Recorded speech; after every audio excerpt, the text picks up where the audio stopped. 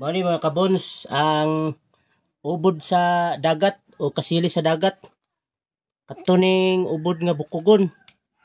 Mao ni ang ubod sa dagat nga bukugon ha. Kini oh.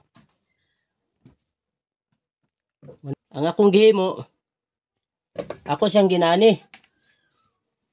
Ipikas. Gikuhaan og tinae. Gikuha og bakbon. Na luyo oh. Na. Kaya ako ni siyang ibuwad. Mao ni ang resulta oh. Na. Awa. Mao ni siya. Ang ubod nga bukugon akong gipikas kay akong ibuwad para lami kayo ba nya pritohon dayon, crispyhon. Pag mahimo ng buwad,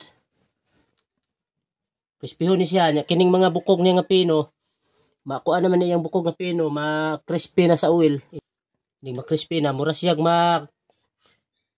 ma-crunchy. Bali murag mahumok ba ang bukog nga pino. So inanion lang ninyo mga kabons kung makakuha mo og ubod sa dagat bukugon. Inanion niyo pikason. Ya putol-putulon ninyo ana oh. Putol-putulon niyo ana. Ana. Ya aya dai ninyo pritohon. Okay, kana lang mga dugang o ginagmay nga tips sa kuan kasili nga bukugon. Hinani ra ang yung tips para dili mo maglisod sa pagkaon. Daghang salamat mga kabon sa inyong pagtanaw.